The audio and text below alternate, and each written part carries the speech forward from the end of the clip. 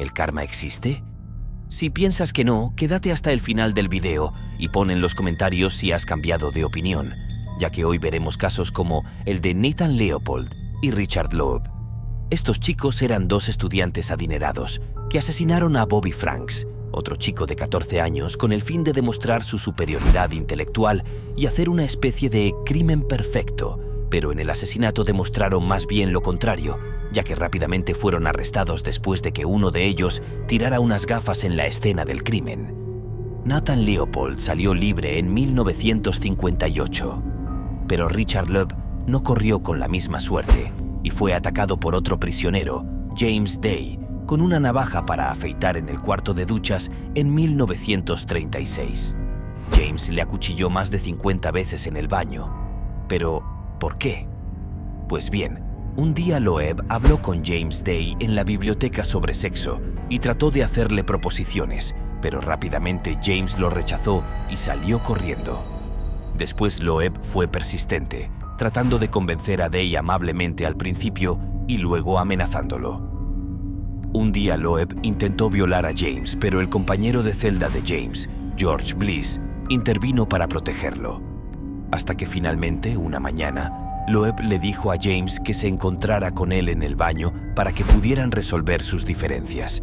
Y ese mismo día Loeb sacó una navaja y le exigió que se desnudara para que pudiera violarlo. James tuvo que luchar contra él para proteger tanto su vida como su cuerpo. Otro asesino, que también fue asesinado, fue Lee Roy Martin, también conocido como el estrangulador de Gaffney. Lee Roy fue un asesino en serie estadounidense que mató a 2 mujeres y a 2 niñas entre el 1967 y el 68. Lo curioso de la historia de este asesino es que condenaron erróneamente a 18 años de cárcel al esposo de una de las mujeres que él mató. Pero más tarde, y ese mismo año, Lee Roy Martin llamó anónimamente al editor de The Gaffney Ledger, proporcionando indicaciones para encontrar 2 cuerpos y admitiendo la responsabilidad de la muerte de Annie Dedmon, por lo que se dieron cuenta de que no había podido ser su marido. Además, alertó sobre futuros asesinatos y el que avisa no es traidor, ya que ese mismo mes, Opal Diane Baxon, una chica de 15 años, fue secuestrada, violada, estrangulada y apuñalada. Pero 2 residentes identificaron a Lee Roy Martin cuando vieron un auto coincidente con la descripción de la policía cerca del lugar del secuestro de Baxon, y Martin fue arrestado y condenado a 4 cadenas perpetuas. Pero no llegaría a cumplir ni una cuarta parte de su condena, ya que, mientras estaba encarcelado en la Institución Correccional Central de Columbia, Martin fue asesinado a puñaladas por la espalda por su compañero de celda, Kenneth Marshall Ramsey, quien 5 años más tarde se suicidó ahorcándose en esa misma celda. Desde luego que el final de Lee Roy Martin no se le puede desear ni a tu peor enemigo, como tampoco se puede desear a nadie que tenga el mismo final que Charles Smith. Este asesino, que era bastante famoso entre los adolescentes de su época debido a su carisma y numerosos amigos, llevó a cabo el asesinato de Aline Rowe en 1964. Más tarde, estranguló y violó a Gretchen Fritz, y después de que esta chica amenazara con exponer sus crímenes, violó a su hermana menor Wendy. Pero Schmidt fue arrestado en 1966 y fue juzgado y condenado. ¿Pero conocen el significado de la palabra suerte? Pues Charles Schmidt lo representa a la perfección, ya que iba a ser condenado a muerte, pero justo en aquel momento Arizona suspendió temporalmente la pena de muerte y su sentencia fue conmutada a 50 años de prisión.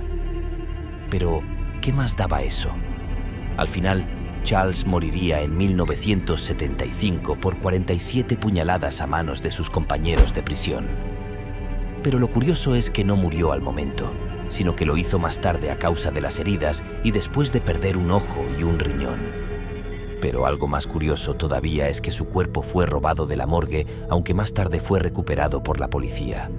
Los 2 prisioneros que lo mataron fueron Jimmy Ferra y Dennis Eversole, quienes se declararon culpables de asesinato en segundo grado por la muerte de Schmidt y recibieron más tiempo en prisión. Jimmy Ferra fue enviado originalmente a prisión por un asesinato, mientras que Dennis Eversole cumplía condena por múltiples robos a mano armada. El siguiente caso probablemente les suene más, ya que hablamos de James Joseph Whitey Bulger, un jefe criminal y gángster irlandés estadounidense que pertenecía a la organización mafiosa Winter Hill Gang de la ciudad de Boston. Estuvo en la lista del FBI de los fugitivos más buscados junto a Osama Bin Laden y varios presuntos varones de la droga. No explicaremos toda su historia ya que es muy extensa, pero, en resumidas cuentas, es culpable de al menos 19 asesinatos y tras su arresto y condena a 2 cadenas perpetuas, Whitey se convirtió en informante para el FBI, lo que le hizo ganarse muchos enemigos en prisión. Y como saben, no es lo mismo ganarse enemigos en el colegio o en el trabajo que en prisión, y más cuando pertenecías a una mafia. Esto hizo que un día, 4 presos usaran un picaporte envuelto en una media, le sacaran los ojos a James Bulger y trataran de cortarle la lengua. El principal sospechoso de este asesinato a día de hoy es Fotios Freddy Gias, que cumple cadena perpetua por su papel en el asesinato de otro ex jefe de la mafia. Lo declararon culpable y lo condenaron porque se negó a colaborar con la fiscalía cuando las otras 3 personas involucradas en el crimen relataron que el que daba las órdenes y lo había ejecutado principalmente era él. Además, se prestaron testimonios y lo acusaron de ser el principal responsable. Y finalmente nos encontramos con alguien que se autoproclamaba como el Ángel de la Muerte. Su nombre era Donald Harvey y mató aproximadamente a 87 personas mientras trabajaba como camillero de hospital, ahogando a los pacientes con una almohada. Harvey dijo que empezó matando para aliviar el dolor de los pacientes y a medida que pasaba el tiempo, comenzó a disfrutarlo más y más. Pero, después de mantener sus crímenes ocultos durante 17 años, Harvey cometió un desliz en marzo de 1987. Una autopsia de John Powell, que había muerto abruptamente después de pasar varios meses en soporte vital después de un accidente de motocicleta, reveló grandes cantidades de cianuro en su organismo.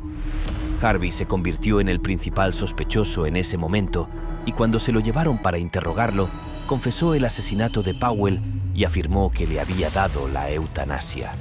Además, Harvey sabía que fácilmente le vincularían con más de un crimen, así que firmó un acuerdo de declaración de culpabilidad con tal de salvar su vida y no ser condenado a la pena de muerte. El trato lo consiguió, pero no le sirvió para mucho, ya que en 2017 fue encontrado en su celda severamente golpeado.